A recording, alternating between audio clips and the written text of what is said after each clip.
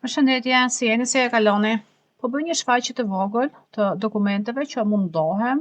të përgatis duke u bazuar tek defteri Arvanitas, pra tek regjistrimet më të hershme të Perandorisë Osmane për sa i përket trojeve shqiptare, fshatrave shqiptare. Fshatra 11, shtëpi muslimane 2, shtëpi jo muslimane 102, tojnë me vitet 1430, patjetër që për këtë kohë të errët nuk kemi shumë dokumente, sepse siç e dimë, në këto vite Shqipëria nuk ishte total e pushtuar nga Osmanlitë, kështu që nuk ishte një defter të rregullt dhe të plotë për sa i përket trojeve shqiptare arbërore. Defteri Arvanit, Hijri, pra sipas vitit të Hijrit 835, me kalendarin e sotshëm i përket vitit 1431-1432. Patjetër që defterin Arvanitas do ta shfletoj ashtu me radhë siç është përgatitur nga historianët, ku do të gjejmë dokumente të ndryshme, do të shikojmë përbërjen e fshatrave, do të shikojmë se sa banor kishin në fshatra, në disa deftere, regjistrime, do të shikojmë edhe popullsinë, pra sa musliman kishte dhe sa të krishterë kishte, do të shikojmë taksa që ato paguanin dhe do të shikojmë që një pjesë shumë e madhe e fshatrave që nga ajo kohë deri tashmë nuk jetojnë, pra janë zhdukur. Patjetër që janë zhdukur edhe qytete, por këtu do të shikojmë një nga një të gjitha përbërjet. Kemi dokumente shumë interesante, do të shohim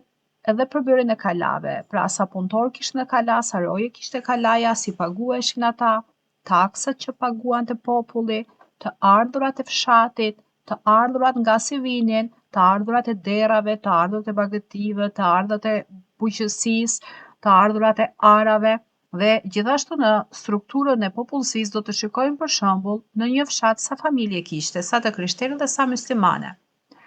Po shfaq vetëm një pasqyrim të shkurtër mbi përbërjen e defterit, sepse defteri do të vijë çdo të mërkurë dhe të shtunë,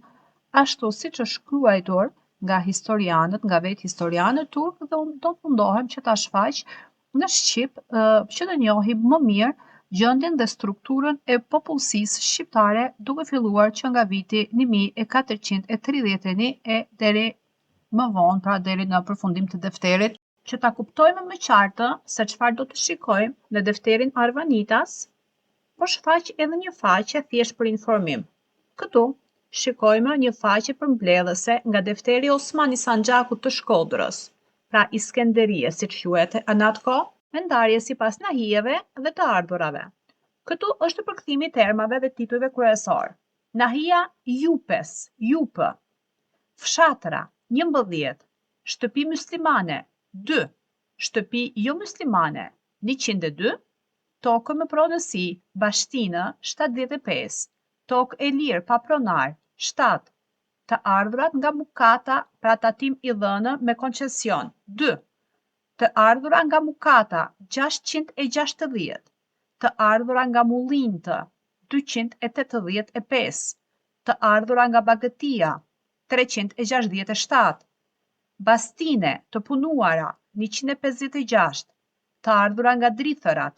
72, të ardhura nga Mukata 6, të ardhura nga Mukata 755, të ardhura nga Toka 105, të ardhura nga Mullintë 255, të ardhura nga Peshkimi 1400, tokë 6 copë, vreshta 5, vreshta të rënuar 2, vende peshkimi 5, manastire 4, murgj 3, ishull 1, fshatra 14, tokë 7, të ardhura totale 2380. Nahia e Malonsiqit kishte 7 fshatra, 8 lagje, këto përbëheshin nga 2 shtëpi muslimane, nga 131 shtëpi jo muslimane, tokë me pronësi 70, tokë e lirë 39, mezra, si quhet toka bujqësore, tokë punuar 1, kishte një mulli, pra kjo zona. Po shfaq edhe disa të dhëna të tjera të shkurtra, që të kemi dijeni se çfarë do të shikojmë. Pra në disa deftere do të shikojmë përbërjen e fshatrave, ardhin e taksave, në disa deftere tjerë do të shikojmë emrat e fshatarëve, pra emrat e shqiptarëve që jetojshin në këto fshatra, Këtu po shikojmë se sa familje të muslimane, sa të krishtera kishte, çfarë ishin të ardhurat, etj, etj. Pra Nahia e Plosevishit kishte 14 fshatra, një mezra, tokë bujqësore, 2 shtëpi muslimane, 121 shtëpi jo muslimane, kishte 40 toka në pronësi, pra me pronar, me administrator, kishte 11 toka të lira, kishte një kullot verore, kishte 4 mukata, një mullin. Të ardhurat nga mukata ishin 125, të ardhurat nga mullin të ishin 135. Dhe kështu më radh kemi edhe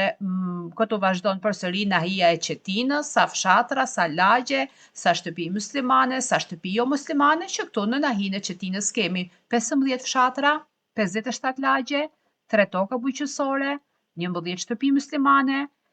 641 shtëpi jo muslimane, kemi 2 bletari, kemi 282 toka në pronësi,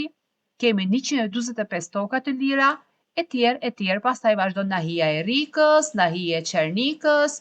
dhe kështu me radhë. Programet e mia me tema historike dhe me përkthimin e arkivave shfaqen çdo të mërkurë dhe çdo të shtunë në orën 10 të mëngjesit në kanalin tim në YouTube. Përkthimi i këtyre dokumenteve dhe i librave me të vërtet merr një kohë shumë të madhe. Ato të cilët e konsideroj të vyeshme punën time dhe që duan të përkrahin, patjetër që i falenderoj.